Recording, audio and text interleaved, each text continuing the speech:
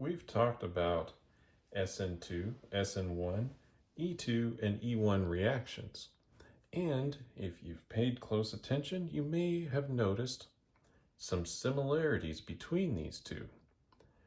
And we'll talk about the fact that these are in competition with each other. So, why are these mechanisms in competition with each other? Well, let's examine those similarities. You'll notice that all of these mechanisms involve a leaving group.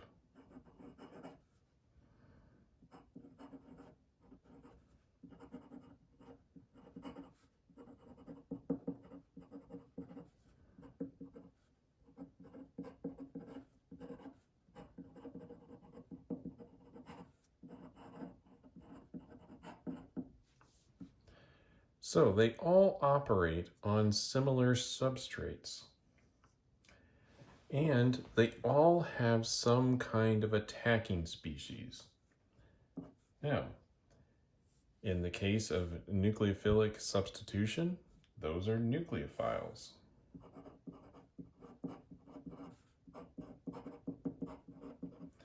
And in the case of elimination reactions, those are bases.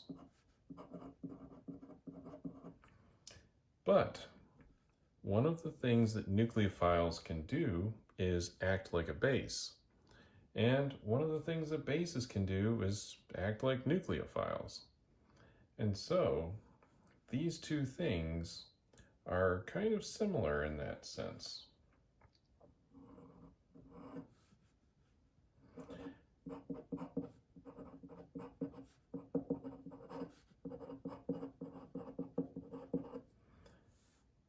Now, these reactions generally operate under kinetic control. And kinetic control is something where the major product is the one that's produced the fastest.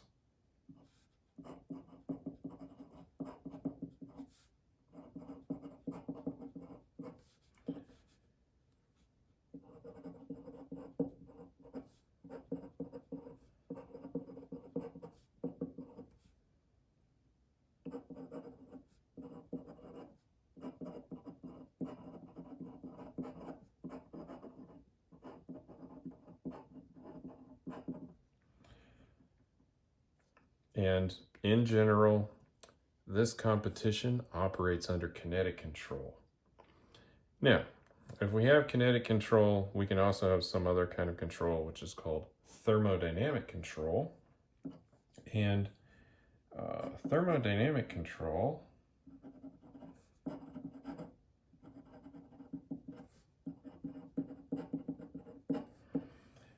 the major product will be the most stable.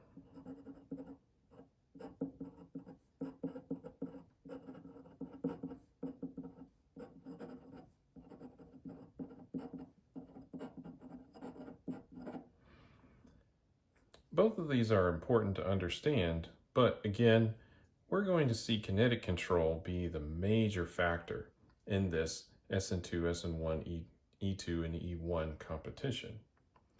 Now, just to emphasize how similar these reactions are, I have drawn up some reactions that include the same substrate and attacking species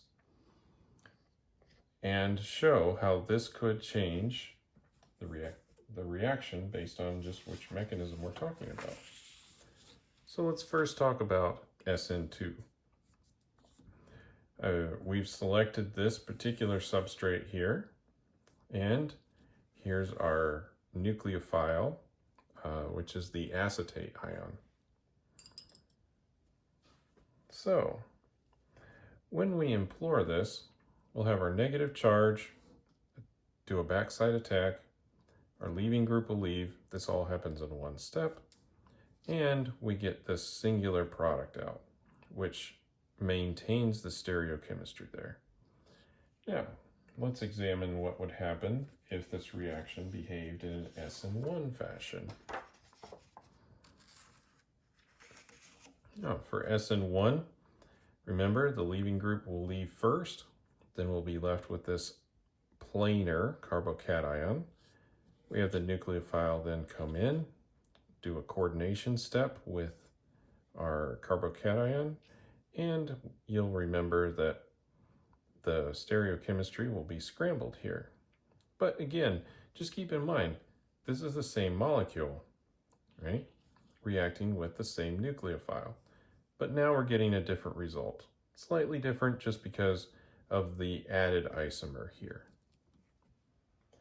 Now, if you remember back to general chemistry or perhaps earlier on in organic chemistry, you'll remember that acetate is also a base. It's not a particularly strong base, but it can act as a base. So, if it does, there's a proton here on this carbon that it could steal, cause those electrons within this bond to the hydrogen, then move up here, cause the leaving group to leave, and then we would get this product as part of an elimination step. And this is E2 because it's all happening at once. And then similarly, we could do E1 with the same material.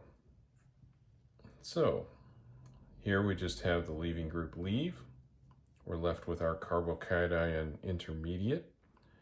Next, we have our base come in, deprotonate, and we form the double bond here. But since we have this carbocation intermediate, this bond is free to rotate, so we'll get a mixture of these isomers, right? E and Z isomers.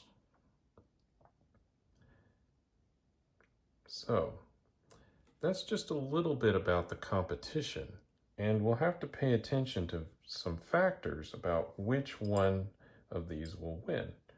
And again, some of that comes down to some kinetic factors, and some of it will play into the strength of the bases or the strength of the nucleophiles that we're going to be using. And we'll use these factors to our advantage to try to push this competition in one direction or another, depending on what kind of products we would like.